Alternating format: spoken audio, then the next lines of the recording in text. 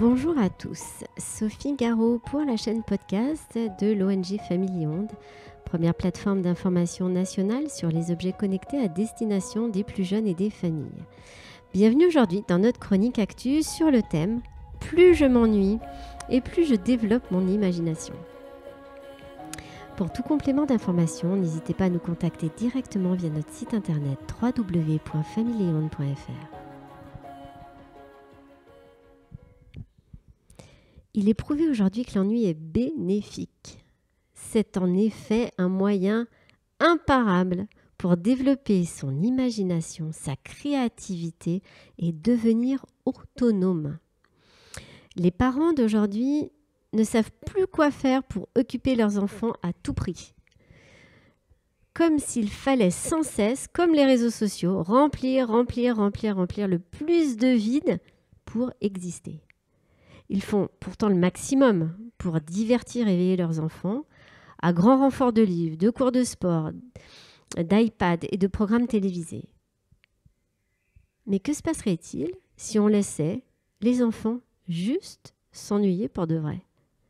Quel serait l'impact en ce moment de vide sur leur développement ? Est-ce que vous êtes déjà posé ce type de questions ? Est-ce que vous avez déjà agi dans ce sens ? C'est un sujet que je développe pas mal ces temps-ci dans mes podcasts et qui m'intéresse beaucoup, toujours en lien avec ce rapport qu'ont les enfants avec les écrans et comment ils influencent la façon dont les enfants racontent des histoires. Je suis assez étonnée par le manque d'imagination des histoires écrites par des enfants de 10 à 12 ans et je me suis questionnée si cela pouvait être, en partie, je dis bien, une conséquence des heures passées devant les écrans. Alors, les écrans comme la télé, les tablettes, les jeux vidéo, etc.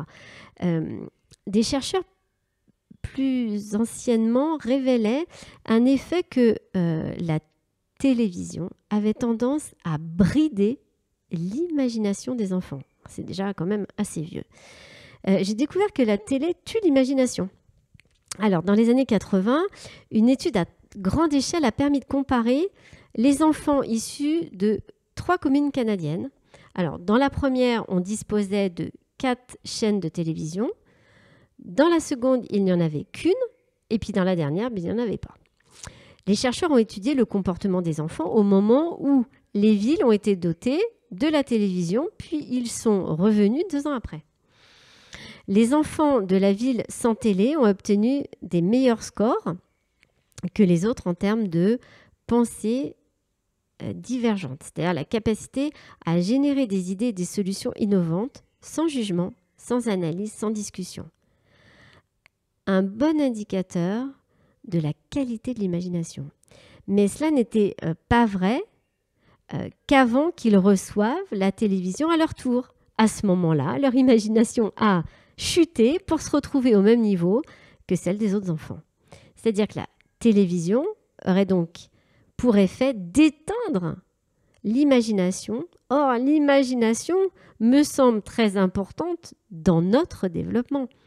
Non seulement elle permet d'enrichir l'expérience professionnelle, mais nous en avons besoin pour éprouver de l'empathie. Ça manque quand même cruellement de nos jours. Autrement dit, pour se mettre à la place de l'autre. Il est également indispensable pour initier un changement. Mais quel rapport avec l'ennui ? Eh bien, les enfants et les adultes aussi, en fait, ont tendance à s'affaler devant la télé, ne plus rien faire, ou devant un écran, pour tenir l'ennui à distance, finalement.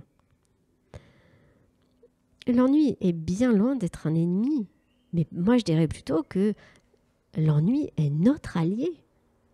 Les personnes qui exercent des métiers créatifs disent souvent que l'ennui a été un allié de choix pour le développement de leur créativité, et ce, depuis leur enfance. Les personnes créatives que je connais autour de moi, peintres, sculpteurs, disent que dans leur enfance, ils passaient beaucoup de temps à regarder la nature, les paysages, en fait, le monde autour d'eux. Très curieux de ces choses-là, beaucoup dans l'observation. Écrire un journal intime, par exemple, faire des gâteaux avec sa grand-mère, lire des recettes. Je trouve que c'est très libérateur d'être créatif, juste pour passer son temps, juste pour être libre de faire ce que l'on veut au moment où on a envie de le faire. Je suis ravie, moi, de tous ces moments où j'ai peu de moyens pour m'occuper et, laisser mon esprit vagabonder juste à la rêverie pour ne rien faire. Notre système actuel nous propose tellement d'activités dans cette société de surconsommation pour nos enfants que l'on croit bien faire. Ce n'est pas une critique, en les surchargeant, pensant être un bon parent, pour justement ne pas culpabiliser, de ne pas avoir fait ou d'avoir mal fait, de ne pas les avoir inscrits à telle ou telle activité, je ne sais pas moi, ou peut-être tout simplement, c'est si simple de les inscrire pour être tranquille, ou les mettre devant un écran pour qu'ils nous foutent la paix. Je ne préfère pas penser à cette solution.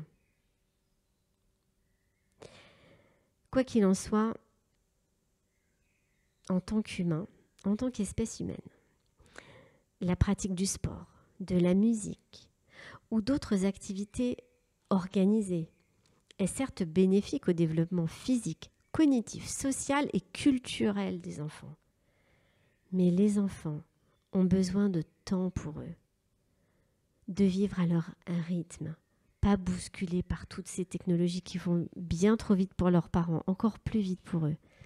Du temps, laissons-leur du temps pour se déconnecter des sollicitations incessantes du monde extérieur, du temps à la rêvasserie pour penser, laissons du temps pour penser, pour s'inventer des occupations, pour découvrir leurs talents et leurs centres d'intérêt.